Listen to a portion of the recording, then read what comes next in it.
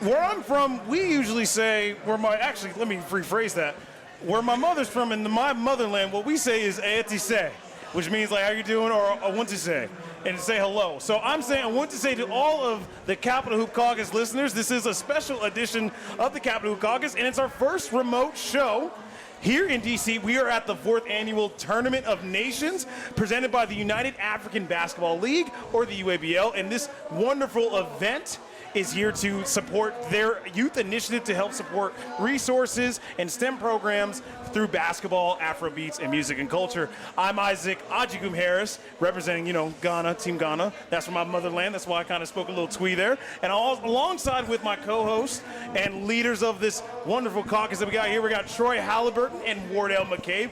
And they have been enjoying the vibes, and they've been honorary members representing Ghana and also the USA here, representing that diaspora. So I got to ask my guys, this is a very, very African event. How are we feeling? What's going through your head? Afro beats and basketball, man. I'm feeling the energy down here right now. I feel like this is like a logistical thing, a feat for them to even have pulled this off, for them to be playing basketball in the bullpen. Like this is something I never thought that I would see, but I'm very impressed with how they pulled it off. Yeah, I mean, we were talking with the co-founder, Steve Kalawale, the other day about how he hadn't even seen what this was going to really look like yet, and they managed to pull it off. They put a full basketball court in the bullpen, and I've been to the bullpen dozens of times. I had no idea how they were going to do this, but they actually did it, and it looks amazing. Everything, the scenic here, it is totally wonderful. It's a beautiful celebration. I'm really happy to be a part of it. Yeah, no, who would have thought? Like, the bullpen, for those who aren't even from the DMV that are listening to this, the bullpen is literally a bar that's never had a basketball court, and for them to be the first event to say, hey, we can put a basketball court, we can actually have live games going, is incredible. And with a mixture of live performances between the games and certain vendors that are here that are performing, it's an incredible feat that is like being pulled off here. And it's even more to that we're also here doing a remote broadcast and we're watching everything. And you guys have been here for a couple hours. We could try to get the scenic route, try to get a little drinks, some food. What's something that you guys have seen so far here being at the Tournament of Nations? Well, I think the word that I would use to describe it is community. I think that, it's good to have, people coming together. There's a lot of, stuff being talked about health and wellness. And, I really think that, basketball is kind of like one of those keys to, getting people out and getting more active. And so I love the fact that they put together this event and are really trying to bring together the community. Yeah, everything here feels like love. It's great. And as Troy just said, basketball is just a connecting thread that's brought everyone here to celebrate it all together. But man, I'm like you said, Isaac, drinks are here too, and I'm in full vacation mode. As Troy said, I'm relaxing back here. I'm having the time of my life. I love it. Of course. And that's why I'm like, you guys are coming to see a little part of me, a little part of my culture. Obviously, they're being forced against the rule Ghana in a good way, but you guys are supporting Team Ghana here, and we got to get into the basketball aspect. So in the beginning part of the Tournament of Nations, we've seen a lot of different basketball, some of the youth playing, and then some of our women just representing, doing a women's showcase.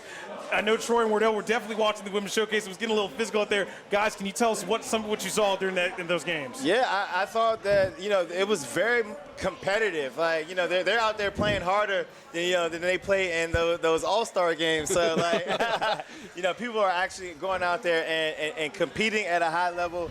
I saw a lot of shot making. We even saw a couple ankle breakers. So, I've been very impressed by the basketball that we've seen so far. Man, That's good to hear. Both competitive and physical. We saw a couple of steals in the first game that we were watching when we actually came through. And man, to be playing so physical on a hot day like today, on a court that's outdoors, it's truly wonderful to see. Oh my gosh, I mean, it's incredible to see. Like, who would have thought on a random August Sunday, people are playing, this is a brunch town, people are like, we don't want to play, but they're bringing out the energy, you can't go wrong with that. You can't go wrong with that. Now, going into the main event, which is the Tournament of the Nations, we have 9 nations here. Sierra Leone is a 3-time champion. Without looking at the rosters, we're seeing that Ghana's got a little underdog punch chance. Nigeria, Ethiopia, and Sudan got an underdog chance, and we've seen some notable people be placed on these rosters. Guys, what's the chances of Team Sierra Leone going for 4? I think they have a very good shot. I think that there's some roster tomfoolery going on. So we got some players getting added. The day of. So we're gonna see who actually ends up going out there. But I think that Sierra Leone has a good shot. But I feel like the Black Star, they have a good shot at coming and pulling off a big upset. Yeah, I mean, I'll take a full-on swing here, man. We're rooting for Team Ghana for you, Isaac, and Troy, I know you know someone on Team Ghana's squad, so let's say that. I think Team Ghana's going to run the tables. Of course, that's great to hear, but roster tomfoolery, oh my God. I mean, you would expect it at an event like this, which is not bad, because rosters can be fluid. We've seen people just playing for representing teams. Team Ghana's got some bruisers on there. We saw some people that definitely, you'd be shocked they have some connections to it, but we'll see how that goes. But we have some special guests that are coming up that are coming here too. We have one special guest that we do know that is coming to interview here, who's head coach of Team Nigeria, who we can actually try to get some insight on how this tournament's going to go. We have legendary George Mason player, member of the Final Four team, and legendary Springbrook High School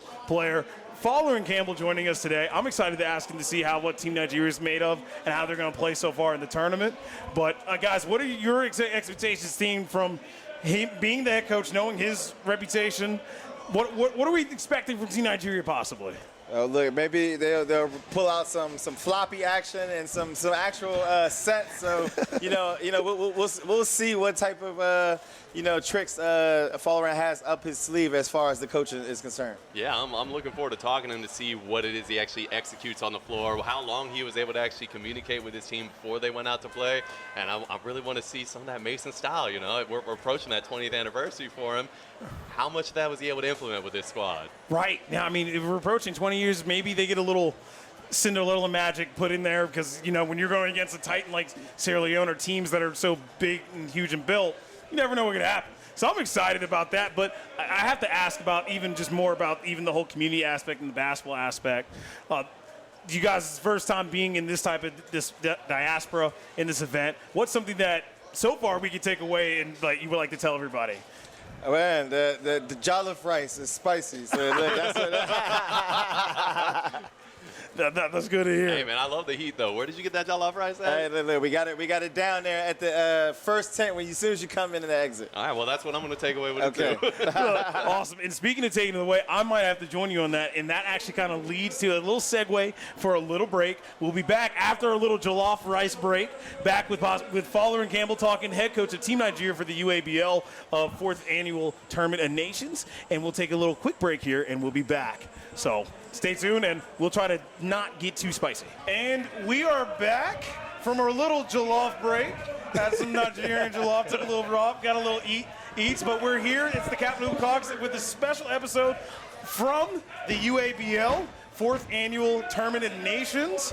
And I'm here with myself, Isaac Ajakum-Harris, here with Troy Halliburton and Wardell McCabe, giving a little break for Wardell, our usual intro, our usual main host, but this event's a little more tied to me, so why not? But we have a special guest with us, someone who I've known practically my entire life, and I'm glad that who would have ever thought I'd actually be interviewing him? Who would have ever thought that? But he's also the head coach of Team Nigeria for this event, and also a legendary George Mason Patriot. Folarin Campbell joins us here. Folarin, first and foremost, I have to start it off. Thank you for coming on. I know it's a little busy trying to prep, trying to get these guys ready, especially for this event. A lot of country pride going on, but I gotta say thank you for coming on, taking the time. Well, no problem, man. It's a great event, man. I'm happy to be out here. You know what I mean? Like, it's been growing over the last 3 years, and then now having you guys over here at this event, you know what I mean? It just shows how the event's been growing. I think you guys are doing a great job, so it's fun, man. Thanks for having me. Yeah, so Folarin, man, can you tell us about, from a logistical standpoint, about just the basketball that's being played out here today, and what's the tournament style, and what are the stakes that are being played for today? Oh, it's bragging rights, and it's been like that for the last. This is the 3rd year. You know what I mean? So it's all about bragging rights, and then going through the year with that, talking trash to your friends and things like that. So it's, again, like I said, a great environment for the players because it's getting competitive every year. But also, you see the vendors and everybody out here, making, doing well too. Yeah. So please, can you tell us a little bit about your coaching strategy? I know. Are you out here like running like floppy sets and like, you know what I'm saying? Like what type of basketball can the fans expect to see like from your coaching style? So I'm gonna gauge how the game is going. You know what I mean? I'm gonna see how the other team is doing, and we either gonna get up and down real fast, or we might have to slow it down to compare, to who we're playing. But it's gonna be fun. You know what I mean? Team Nigeria's gonna give it all they got, and we're gonna compete. You've seen Team Ghana, you've seen Team Jamaica out there already, you've already seen Team Sudan. How are you adjusting your playing style to the playing style that they brought on already so far? Well, I think we play Team Sudan next, so we see that they're a physical team. So we're gonna try to get up and down, get in transition. But I mean, it's gonna be competitive. You know what I mean? It's gonna be our guys' first game, so I don't know how they're gonna feel. How their legs are gonna feel. So it's gonna be interesting. Well, you said you play them next. You actually had the bye in the first round. How do you keep your team calm? How do you keep them level when you know that everyone else is already getting some warm-up out there and your team is in the reserves? Well, we got some vets on our team, you know what I mean? So I'm hoping they understand that they got to be ready. They got to warm up properly. And like I said, let's see how this game starts. You know what I mean? We'll try to keep them ahead and just get up and down the court as much as we can to get them loose. That's awesome that you got trying to find a way to keep them try to keep everyone chill. I know I was joking with Wardell and Troy. I'm like, maybe you're going to throw some Final Four magic in there because you played like a block away from here and we're doing an incredible run. So, I mean, if the game gets close, then now I got to come down to strategy. You know what I mean? So I got to put some Coach L strategy in there. You know what I mean? We're gonna see some scramble. We're gonna see some scramble out there then. Oh man. I know. But again, like I said, I'm gonna just go out there, coach them, give them energy, and I just want them to have fun. That's good to hear. And speaking of just having fun and the whole tournament, it's been growing every year. It started out in Montgomery County at two parks, and then it just started growing to now we're at the Bullpen. What's your just thoughts on just seeing this thought process grow, being such a huge advocate for this event? It's awesome, man. The Battle of the Nations, man, I think it brings a lot of different culture out here. It brings a lot of different people out here. And we just get to, be on the, one area and enjoy each other. You know what I mean? Come out here, compete. And enjoy different food. So I just think it's a great event, and it's growing over each year. You know what I mean? I think here having it at the Bullpen is amazing. I told Steve he did a great job with it. So hopefully they get to keep it going, the next couple of years, and we'll see how it goes. Yeah, I love the fact that Isaac mentioned that the tournament started in Montgomery County, which coincides with your basketball journey, which started in Montgomery County. And I know that a lot of people from the DMV. I know that Kevin Durant had his documentary that came out a couple of years back. I'm talking about PG County ballers. But can you just sit here and just tell us a little bit about some of the underrated nature of the Montgomery County basketball scene? Man, we got a lot of great talent in Montgomery County. I moved over in 2001 and, played against, a lot of great legends like Isaiah Swan, you know what I mean? And then you also got Steve Francis. Steve Francis was in Montgomery County. Yep, Tacoma. Jason Muscuri, who's also another George Mason alum. Oh, yeah. You know what I mean? So, and then you got the younger group like, Bruce and Jamal Wilson, who's been on the team at Springbrook, who won 2 state championships. So I just think it's a lot of great talent in Montgomery County. I don't want to brag and say I'm probably the best winner. But no, we got a lot of great talent in Montgomery County, man. I'm just happy to be able to play in that. In the radio business, we call that a perfect segue. So, we're gonna go right to the next level. So, if you had to pick a Mount Rushmore of Montgomery County ballers, putting yourself in there, so you get 3 other ballers that go with you on that Mount Rushmore of Montgomery County hoopers. Now, it's different eras. I can't go off of every era. I would say from mine and what I remember, obviously Steve Francis is up there. I would say myself, Isaiah Swan. I mean, he was on the team at Magruder who won the state championship his freshman year, and then sophomore year, I think they went back. I don't recall if they won it or not again, but they did well the second year. So Isaiah has to be on there, and then I'm gonna go with who's that 4th one? Jerome Dyson. That's crazy. That's crazy. It's crazy. Yeah. We recorded yesterday, and I was like, yo, Jerome Dyson is like one of the most, when he was at Churchill, putting in work. Let me tell you about this, and I know I'm off topic, but I remember, because, we didn't have, the IG and all that, so we could see who's there, or wasn't no vid spot where we can go watch the film right away. Right. And I remember looking at Washington Post and seeing a guy from Churchill averaging 25 points every night. I'm like, who at Churchill averaging 25 points a game. And I saw Jerome Dyson. I'm like, hold on, Churchill, Jerome Dyson don't sound right. So when we ended up playing him, I saw him on the other side. I said, oh, he's out here. Yeah. And then he ended up getting, we won, but he ended up giving us like 25, 26. Like, Jerome was really good. No, I love it. That great basketball minds thinking like we were literally having this conversation, and Jerome Dyson was the name that came up. So like I'm glad that he's getting his overdue flowers right here on this podcast. No, it's funny that because we were literally talking about this, and I was going like, because that Springbrook run and speaking and continuing that conversation, like, do you still think about that Springbrook run? I know you have a young son that played at Springbrook and sees all the players that came out of Gilmer County, like Jerome Dyson, Steve Francis. How did your kids and how did even yourself, looking back now, like we're looking 20 plus years, like how's the reflection going through that? So I'm gonna tell you a little story. I don't know how much time we got, but this is a story that meant a lot to me during the year. So my senior year, you know what I mean? We only lose 4 games that year. And we ended up going to the Coalfield at the time, Maryland, and we lost at the buzzer. The game was crazy. It's a whole different story, but we ended up losing at the buzzer.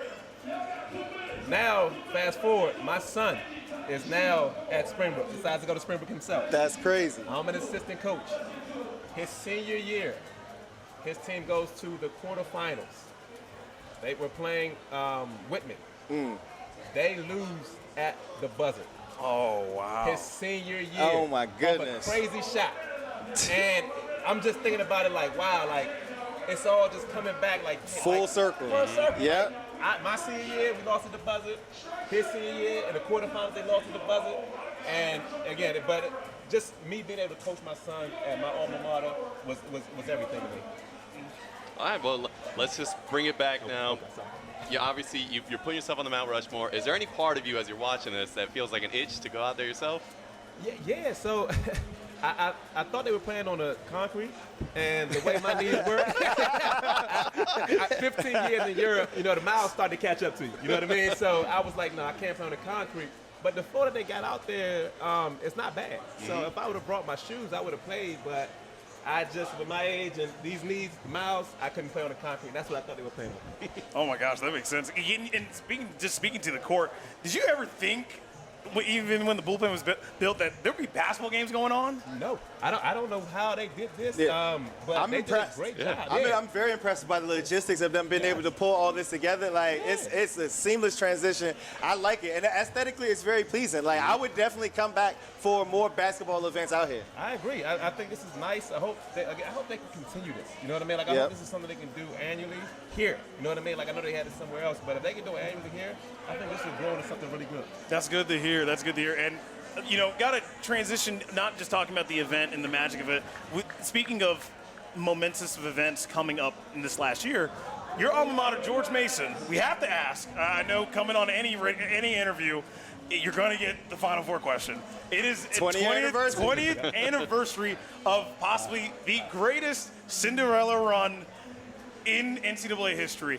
What's your thoughts coming in starting this year, especially last year, which is very parallel to what your former teammate head coach Tony Skinn said, that you guys had that incredible year, ended up in the NIT, losing the second round like you did your freshman year, and now we're going into 2000, like almost very parallel. What's your thoughts going into that? Man, this is awesome, man. I think about it every time, especially during the NCAA tournament, and I see all these teams making this run. And I feel like, you know, we were the original Cinderellas. For sure. I mean? Like after us in 2006, you start seeing a lot more upsets and a lot more underdogs getting to not just the Sweet 16, but Elite 8 and Final Fours. But we had our 10-year anniversary. I thought it was great. Everybody came back. Those guys overseas, they came back for it. Guys, like Jordan Carter and guys that we don't get to see much came back. So I'm grateful. You know what I mean? I'm happy to be a part of that. And 20 years, man, thinking about it now, man, it brings back some emotion. Yeah, what are some of the memories that you like? Some of the favorite things that happened, or maybe some of the moments where you were doing that run where you were like, "Damn, man, it was almost over." And just thinking back on that amazing run, like what are some of the things that stand out when you look back on that? So the main thing that stood out to me, and it's not even basketball, when we were at the Final Four doing our shoot around and seeing 20,000 people watch shoot around. Wow. So mind you, We only the Patriot Center now only sits 10,000 people. That year, we only had maybe 3,000 people watching our game. Man. Like we blew up that year. Now after that, we started selling out crowd. But that year we only had 3. So we get to that big stage. I see 20,000 people watching just me shoot a ball. Like, not even a game. You know what I mean? Like, warming up. We had more people there than our regular games back home. But that moment right there, it allowed me to soak it all in. And then you got all the basketball. But that was the most memorable part for me that stuck out. That's awesome to hear. And I wanted to just bring it back, thinking about that Final Four. All your basketball spheres coming back to here. If there was a team outside of Nigeria that looks like they could possibly make a Cinderella, because Sierra Leone's got 3 titles. And like you know how you guys had the upset UConn, Rudy Gay, and everybody, and I know Rudy Gay was a very long-time rival of your former teammate, Will Thomas. We don't have to go into that conversation. But is there any team that you see just looking based off the way they're playing so far here that's like, man, they kind of remind me of us? Underdogs, I'm interested to see what Liberia looks like. I think they could be an underdog. But, I mean, obviously, Sierra Leone, they won the last 2 years, right? So, I mean, they got pretty much the same team coming back, so they're not underdogs. So I want to see how Liberia looks. That's good to hear. I'm very interested, and I'm shocked that you said Liberia because, like, Troy and Wardell don't know me like I know you. I know a little fun tidbit. Despite you representing Nigeria, but you do got a little Ghanaian influence. I know this very well because my mom still calls you by this. She doesn't call you by your first name. I know this. Would you like to reveal that middle name for everyone to understand? So my middle name is Yalvi, and that's Ghanaian. And the thing is, my dad, rest his soul, he's Nigerian, but he wanted to retire in Ghana.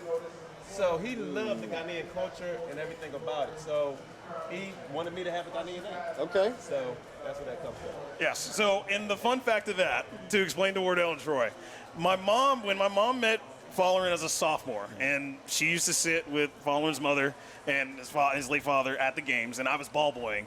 My mom found out reading the media guide. She's like, hold up, what? And then had that conversation in that same explanation. So whenever for his entire career at Mason, when my mom would see him every now and then, she would always call him Yao.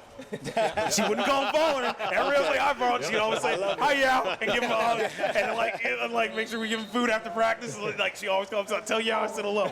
And like everything. So gotta love the diaspora, man. Gotta love it. And which is why I'm shocked he said Liberia. I'm like, damn, I thought he was gonna have a little fun, little heart there. Well, I know the Ghanaian team is really good, so they're not underdogs. Right. They're not underdogs. You know what I mean? So the Ghanaian team is pretty strong. So no, it's going to be competitive. That's good. All right. Well, one last time, what can our listeners expect for your team out there?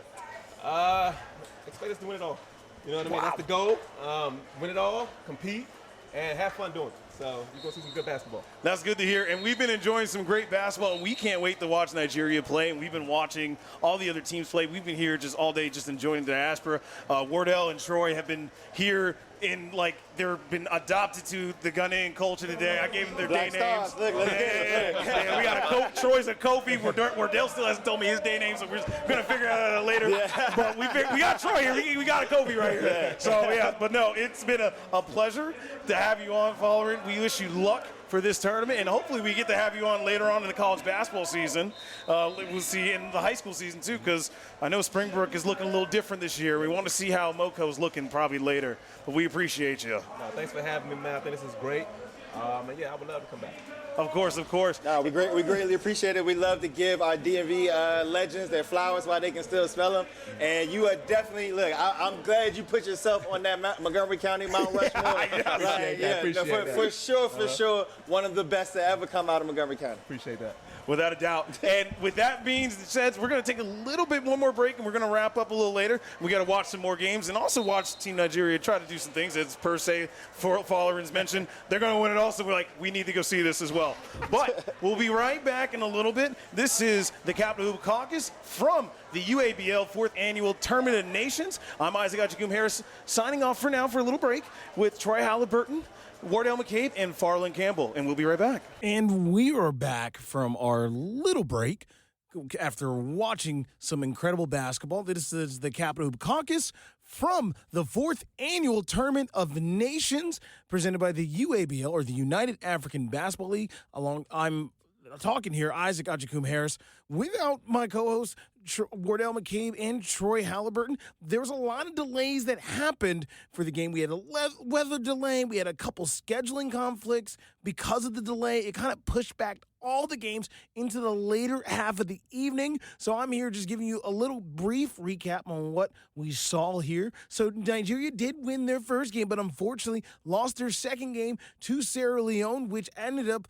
leading into a whole spiraling of other upsets. Sierra Leone, the 3-time champion, ended up getting upsetted later into the tournament, and Liberia, like Folarin predicted, may have a Cinderella run on their hands, and that Cinderella run did get completed after Ghana ended up routing the rest of the half of the bracket, winning by 20 and winning a couple back-to-backs to play Liberia. And unfortunately, Ghana have lost to Liberia to lose the Tournament of Nations by 2 in a nail-biter late at night in the bullpen under the bright lights in D.C. And I can tell you right now, that game was so Rucker-esque. It felt like we were watching Rucker Park or Goodman, or the Goodman League Championship with under the lights. The community was watching. Everybody was in. People started coming in late, started watching from the balcony. It was possibly a beautiful display of basketball that you could not imagine.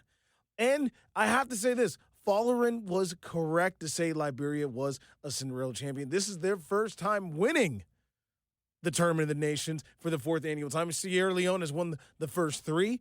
And, hopefully we'll see some other teams do that with the talent disparity out there showing some well. But we have to say this was a lot of intense basketball, and it was competitive from the morning with all the earlier games to even now with all the main event of the Tournament of Nations. There was amazing performances with Ricky Platinum being turning on the tables, and along with 2 bunnies having an amazing performance as well. This was an incredible event here at the Bullpen, and who would have thought they would actually pull something off like this, that it's actually possible to play basketball games in an outdoor event, and not only good basketball games, like great basketball games. So to have this kind of feeling with drinks flowing and everyone just having a good time and celebrating community, especially the diaspora of what the DMV is, the basketball diaspora, which is so amazing, and along with seeing other African-owned companies here, the vending and sharing their products and sharing, and just interacting with everybody. It was a great experience, and we cannot wait as a caucus to go back for the 5th annual, for the anniversary milestone year next summer, hopefully at the Bullpen. I believe it will be, from what I've been told. But if not, we'll be there regardless to celebrate this amazing event and hopefully see maybe Team Ghana or Team Nigeria get a win. Or maybe Sierra Leone will come back for revenge and beat everybody. Or Liberia comes back and repeat. But nonetheless, it was a beautiful event. It was a great event. We had such a good time interacting with Folarin Campbell and the rest of the teams. There was other notable players out there. One notable DMV player that was there was A.J. Wilson representing Team Ghana. He's the all-time leading blocks in George Mason. So there's a lot more GMU connections and local connections that were there. And he's also played in South Carolina, and he's currently a 4-year pro. So there was a lot of other players there and a lot of other people. Uncle Scoob, White Chocolate, a lot of other. It was a beautiful event, and that's all you could ask for in events like this. That it went smoothly, no one got seriously hurt, and it was a beautiful time celebrating community and everybody. But we want to thank you for listening to our little special episode from the UABL. This was a great time, and hopefully we'll have some more remote shows in the next coming months, especially with with the basketball season heating up, with the preseason starting up, and hopefully we'll do some more remote stuff here and there. But nonetheless, signing off from the UABL, it is Isaac Ajikum Harris from the Tournament of Nations. Isaac Ajikum Harris, alongside signing off for Wardell McCabe and Troy Halliburton. And please stay tuned to keep listening to our new content, and as well as watching our new videos now on YouTube. So follow and subscribe to the Capitol Hoop Caucus, wherever you get your podcast or wherever you watch your videos at, and we'll see you soon.